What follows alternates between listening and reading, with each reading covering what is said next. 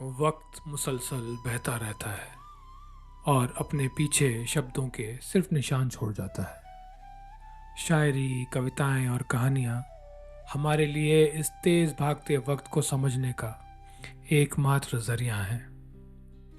इनके बिना न हमारे माजी का पता, न हाल का एहसास और ना ही मुस्तकबिल की सोच है। नमस्ते, मैं हूँ आगंतुक और मेरे पॉडकास्ट बज़ में आग में हम शायरी, कविताएं और कहानियों को सिर्फ महसूस नहीं करते बल्कि उनके ढांचे को भी समझते हैं। यहाँ हम बातें बहुत ही आज की ज़ुबान में करेंगे, हिंदी, इंग्लिश और उर्दू का मिक्स, ताकि किसी को भी समझने में कोई परेशानी ना हो।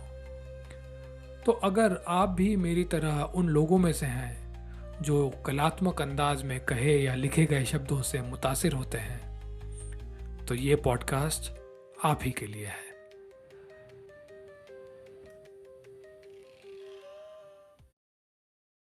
जब भी कोई मुझसे पूछता है कि आप करते क्या हैं, तो महज एज अ सोशल एक्सपेरिमेंट मैं बहुत संजीदगी से कहता हूँ कि मैं एक शायर हूँ और शायरी करता हूँ। बस इतना कहने के बाद मैं उनकी आंखों में देखता हूँ और उनके एक्सप्रेशंस चेंज होने का इंतज़ार करता हूँ। भयंकर confusion, oh wow so interesting. फिर वो दो तीन फेमस शोरा के नाम ले देते हैं, जावेद अख्तर, गुलजार, गालिब, जैसे कि वो सब समझने की कोशिश कर रहे हैं। आम लोगों का शेरो शायरी, कविताओं, कहानियों या इन जनरल सारी आर्ट फॉर्म्स की तरफ सिमिलर ही रवैया होता है।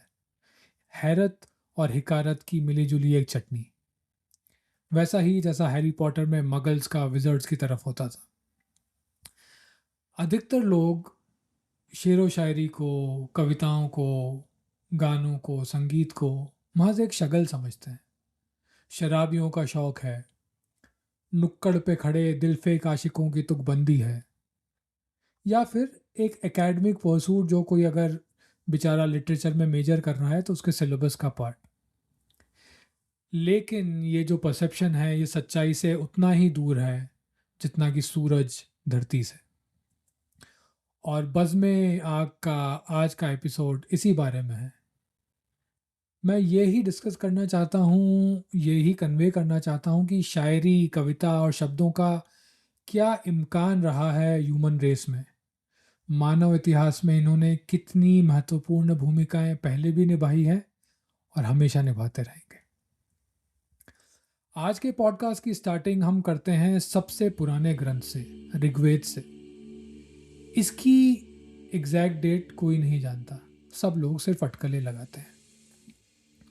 ये सिर्फ धार्मिक ग्रंथ नहीं है, ये हमारी सबसे पुरानी जिंदा बची हुई भाषा और जुबान और सोच का एक रिकॉर्ड है। ऋग्वेद के मंत्रों को ऋचा कहते हैं और उसमें भी कवि की परिभाषा मिलती है।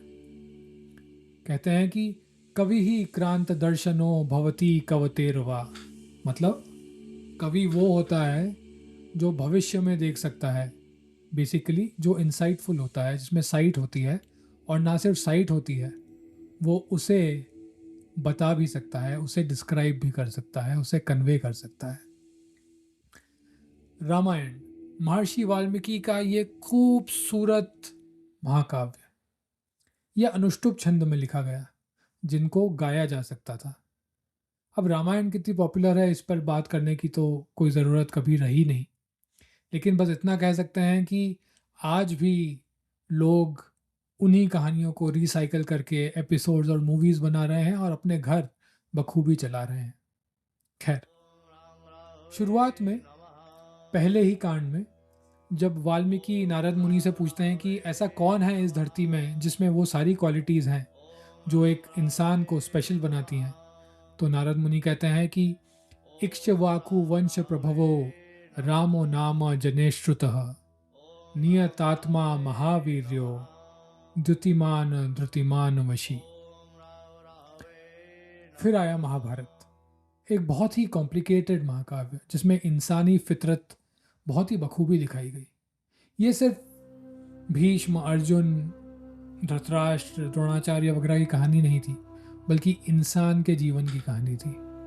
ये कहानियाँ आज भी हर घर, हर सोसाइटी में छोटे या बड़े स्केल पे घटित होती है। जब अर्जुन घबरा गए थे, उनका गांडी गिर गया था, तो कृष्ण जी ने उन्हें कोई मिलिट्री स्ट्रैटेजी नहीं बताई थी, उन्होंने गीता सुनाई थी।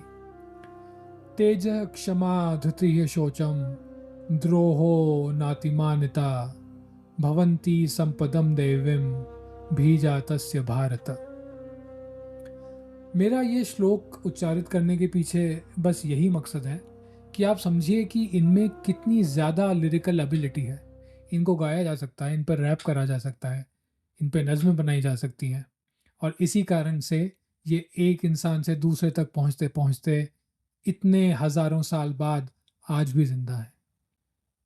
इसके बाद तुलसीदास, कालिदास, रहीम, कबीर और कितने ही बड़े संत, बड़े फिलोसोफर्स आए। इन्होंने क्या किया? इन्होंने भी यही किया।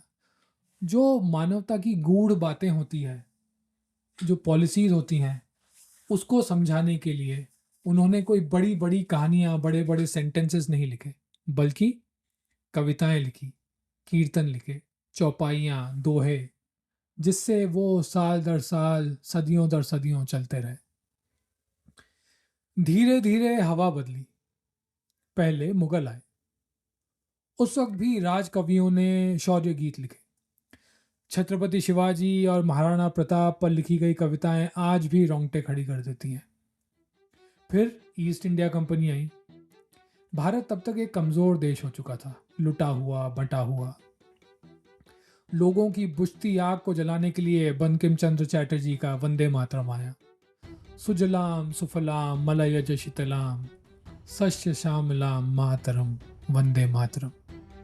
लोग जागृत हुए कि अंग्रेज़ों के खिलाफ लड़ना चाहिए, हमारी एक आइडेंटिटी है, वो है भारत। अब ये कितना इफ़ेक्टिव रहा, ये हम आज भी देख सकते हैं कि पार्लियामेंट में किस बात पर डिबेट्स होती हैं। वैसे आज़ादी की लड़ाई का एक बहुत ही ऑब्सक्योर किस्सा भी है, मज़ेदार है। एक काफ़ी इन्फ्लुएंशियल कवि थे पंडित राधा वल्लभ दीक्षित। उन्होंने एक कविता लिखी थी 1918 में, स्वतंत्रता के दीवाने। जब रण करने को निकलेंगे स्वतंत्रता के दीवाने, धरा धसेगी प्रलय मचेगी व्योम लगेगा थर्राने। अब होता ये था कि जब भी ये कविता गाई या सुनाई जाती थी, लोग बागी हो जाते थे, अंग्रेज़ी हुकूमत के खिलाफ खड़े हो जाते थे। अंग्रेज़ों के लिए बहुत मुश्किल हो रहा था, वर्ल्ड वॉर वगैरह हो चुका था। तो उन्होंने क्या किया? उन्होंने इस कविता को बैन कर दिया। वो नहीं चाहते थे कि अराजक तत्व उनकी सत्ता को हिलाएं। बिस्मिल अजीमाबादी ने लिखा, सरफरोशी की तमन्ना अब हमारे दिल में है, देखना है जोर कितना बाजुए कातिल में है। और राम प्रसाद बिस्मिल ने फांसी के फंदे पे झूलने के पहले जब ये आवाज़ दी तो लोगों का खून खौल उठा। ये कोई स्टेज प्रोटेस्ट नहीं था, ये ज़िंदगी और मौत की बात थी कि आप अपने देश के लिए अपनी जान गंवा रहे हैं। फिर भारत आज़ाद हुआ, भारत और पाकिस्तान के टुकड़े हो गए। पाकिस्तान में भी सियासत आती जाती रहती है, खासकर जब मिलिट्री डेमोक्रेटिकली इलेक्टेड पार्टीज़ को हटाकर कब्जा कर लेती है, कू जैसे कहते हैं। तब हमारे अपने बहुत ही फेमस शायर अहमद फराज और फैज़ अहमद फैज़ भी उनके खिलाफ खड़े हो जाते हैं। जब वो ऐसा करते हैं तो उन्हें पनिशमेंट मिलती है, जेल मिलती है, देश निकाला भी मिल जाता है। अहमद फराज लिखते हैं कि कल तुम्हारे लिए प्यार सीनों में था, अब जो शोले उठे हैं वो नफ़रत के हैं। आज शायर पे भी कर्ज मिट्टी का है, अब कलम में लहू है सियाही नहीं। फैज़ कहते हैं कि बोल कि लब आज़ाद हैं तेरे, बोल ये थोड़ा वक्त बहुत है, जिस्म व ज़बां की मौत से पहले, बोल कि सच जिंदा है अब तक, बोल जो कुछ कहना है कह ले। वो भी नहीं जानते होंगे कि इतने सालों बाद उनकी ये जो पंक्तियां हैं, ये जो मिसरे हैं, वो इंडिया आ जाएंगे और लोग उन्हें तरह तरह की जगहों पर कॉन्टेक्स्ट में यूज़ करने लगेंगे।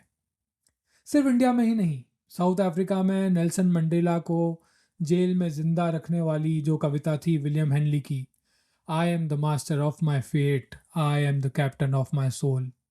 विलियम हेनली ने ऐसा कब सोचा होगा कि उनकी पोइट्री साउथ अफ्रीका को एक शेप देगी, रेसिज्म को ख़त्म करेगी और नेल्सन मंडेला की एक इतनी बड़ी कद्दावर फोर्स बना देगी। लेकिन आगंतुक ये सारी बातें क्यों कर रहा है? क्या मतलब है इसका? इसके पीछे क्या रीजनिंग है? रीज़न इतना सा है कि जब कोई कहता है कि शायरी पोइट्री में कुछ भी नहीं रखा, सब फालतू की बातें हैं, सिर्फ पास टाइम है, तो सवाल हमें उनसे पूछना चाहिए कि अगर ये सब इतना बेकार है, तो हर कठिन दौर में जब इंसान परेशान है, देश परेशान है, कल्चर, सोसाइटी, दुनिया परेशान है, तो दिल से कविताएं ही क्यों निकलती है? एक दोष तो एजुकेशन सिस्टम का भी है। साइंस, वाह क्या बात है, 60% से ऊपर आए साइंस लो। कॉमर्स, फाइनेंस, सीए बन सकते हो, बड़ा पैसा कमा सकते हो। कुछ नहीं कर सकते, आर्ट्स ले लो, ह्यूमैनिटीज़ ले लो, लिटरेचर ले लो। बस इसी पैसे, इसी पहुंच, इसी रिकग्निशन में लिटरेचर मारा गया। पर यह सिर्फ पर्सपेक्टिव है। इतिहास इन बातों से सहमत नहीं है। हर सभ्यता, हर कल्चर पहले गीत गाता है, बाद में कानून बनाता है। और जब कानून चूर चूर हो जाता है, सरकारें, नेता सिर्फ खुद के लिए काम करते हैं, लोग गरीब होते हैं, इनइक्वालिटी के शिकार होते हैं, बेबस लाचार हो जाते हैं, उन्हें टांग के जलाया जाता है, उन्हें घर से निकाला जाता है, उन्हें मारा जाता है, तो जो उठती है आवाज़ें हैं वो होती हैं कविता के फॉर्म में, शायरी के फॉर्म में, कहानियों के फॉर्म में। तो अगर ये कोई भी कहे कि ये सब फालतू की बातें हैं, तो आप ये ज़रूर याद रखिएगा कि जो समाज अपनी कविताएं भूल जाता है, वो धीरे धीरे अपनी ज़मीर की, अपने उसूलों की भाषा भी भूल जाता है। तो आप लोग जो भी लिखते हो, आपका इस ह्यूमन रेस के एवोल्यूशन में बहुत बड़ा हाथ है। आप सभी का इमदाद है, आप सभी का योगदान है। आपके कारण ही ह्यूमन रेस और उसकी सोच को एक फॉर्म मिलता है, एक शक्ल मिलती है जिससे एक्शंस लिए जाते हैं। इसलिए never give up, keep writing और अपनी कलम की धार को और पैनी करते जाइए। जाते जाते दुष्यंत की एक लाफानी गज़ल के कुछ शेर अर्ज किया है कि हर सड़क पर, हर गली में, हर नगर, हर गांव में हाथ लहराते हुए हर लाश चलनी चाहिए। सिर्फ हंगामा खड़ा करना मेरा मकसद नहीं, सारी कोशिश है कि ये सूरत बदलनी चाहिए। मेरे सीने में नहीं तो तेरे सीने में सही, हो कहीं भी आग लेकिन आग जलनी चाहिए। तो दोस्तों, आज के लिए इतना ही। उम्मीद करता हूँ कि आप बज़ में आग की अगली कड़ी सुनने ज़रूर आएंगे। अगर आपको आज का शो पसंद आया तो बज़ में आग को सब्सक्राइब करें, शेयर करें और अपने दोस्तों तक ज़रूर पहुँचाएं। मैं हूँ आगंतुक, आपसे जल्द ही मिलूँगा शायरी, कविताओं और कहानियों के इस अनंत महासागर में साथ में डुबकियाँ लगाने के लिए। अपना ध्यान रखिएगा।